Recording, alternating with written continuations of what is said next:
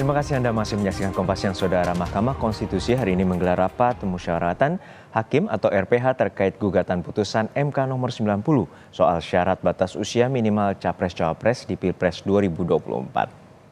Ketua MK Soehartoyo dalam sidang perbaikan permohonan uji materi putusan MK perkara nomor 90 kemarin mengatakan RPH segera dilakukan agar proses gugatan tidak berlarut-larut. Gugatan sebelumnya dilayangkan mahasiswa Fakultas Hukum Universitas Nahdlatul Ulama Indonesia Brahma Aryana.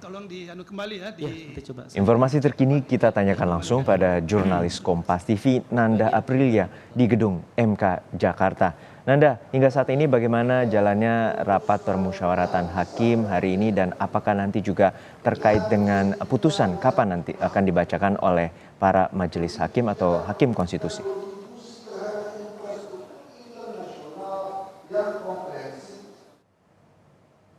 Terkait dengan rapat pemusyawaratan hakim atau disingkat RPH, sebenarnya menurut informasi yang kami dapat ini direncanakan digelar pada pukul 8 pagi tadi. Namun kalau kami memantau sampai dengan saat ini memang masih belum dimulai untuk pengajuan rapat pemusyawaratan hakim atau RPH.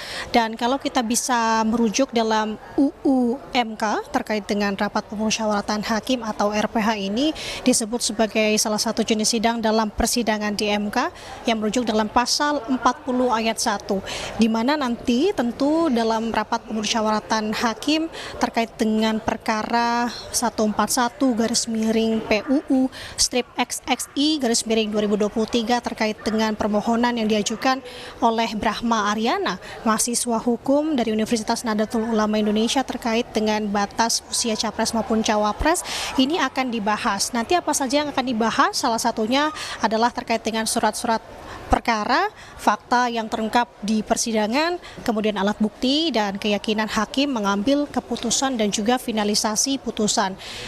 RPH hari ini dilakukan secara garis besarnya dilakukan secara tertutup dan dihadiri paling sedikit 7 orang hakim dari Mahkamah Konstitusi, yakni terdiri dari Ketua MK, Wakil Ketua MK, dan juga hakim yang ditunjuk.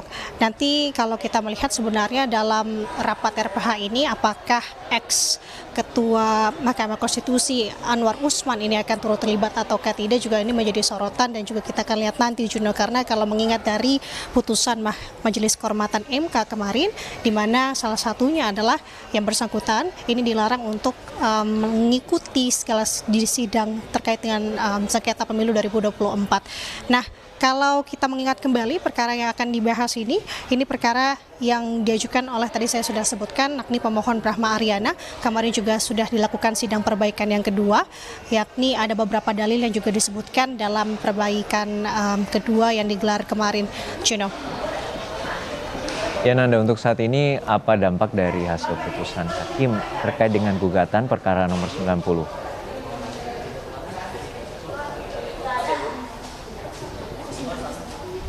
Sebenarnya kalau ditanya terkait dengan apa dampak dari putusan hari ini, sebenarnya kita akan melihat lebih dulu dan juga di ini apa hasil yang disampaikan dalam rapat permusyawaratan hakim atau RPH hari ini yang memang digelar secara tertutup.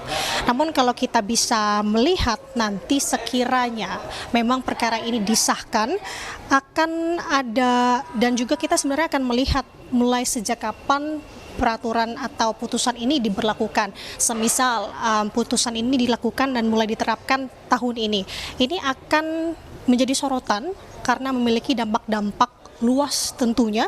Salah satunya yang pertama, poin akan berdampak dengan peraturan KPU atau PKPU yang kita ketahui bahwa baru-baru ini juga sudah melalui proses revisi atas putusan nomor 90 kemarin, yakni batas usia capres maupun cawapres. Ini juga menjadi sorotan karena untuk saat ini PKPU juga melakukan sudah direvisi begitu ya, di mana saat ini juga kita sudah masuk dalam tahapan pemilu 2024. Kemarin baru saja penentuan nomor urut dan terbaru tanggal 28 November nanti kita sudah masuk dalam masa kampanye kampanye. Tentu ini menjadi sorotan juga dan perlu diperhatikan apa impact ke depannya. Kemudian untuk poin kedua, posisi dari Cawapres Gibran Rakabuming Raka, pendamping dari Capres Prabowo Subianto, ini juga menarik menjadi sorotan karena untuk dari segi umur memang tidak bermasalah, Juno, karena mengingat ini di bawah dari 40 tahun dalam putusan dalam poin pokok petitumnya. Namun kalau melihat dari jabatan ini menjadi permasalahan karena terakhir jabatan yang diisi oleh Gibran adalah sebagai wali kota. Kemarin kalau kita bisa mengingat sedikit terkait dengan dalil petitum pokok perkara yang disampaikan oleh Brahmana, ini dalam permohonannya Brahmana kembali menguji lagi konstitusionalitas pasal 169 huruf Q Undang-Undang Nomor 7 Tahun 2017 tentang pemilu, yang dimana sebagaimana dimaknai oleh MK dari putusan MK nomor 90, yang dimana untuk capres maupun cawapres di bawah usia 40 tahun atau pernah atau sedang menduduki jabatan yang dipilih melalui pemilihan umum termasuk pemilihan kepala daerah. Nah, dalil yang terbaru dalam pemohonannya frasa ini diganti. Untuk permohonan pertama dalam petitumnya yakni pernah atau sedang menduduki jabatan yang dipilih melalui pemilihan kepala daerah pada tingkat provinsi, yakni pada jabatan gubernur.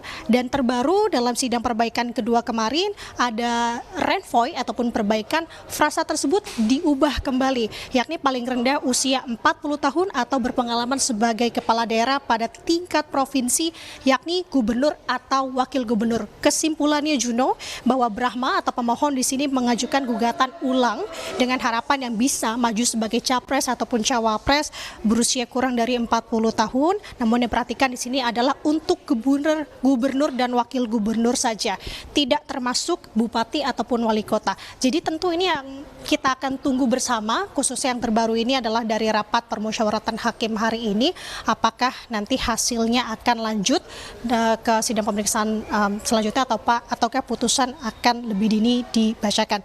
Kembali ke studio, Juno. Baik, terima kasih atas laporan lengkap Anda, jurnalis Kompas TV Nanda Aprilia dari Gedung MK Jakarta.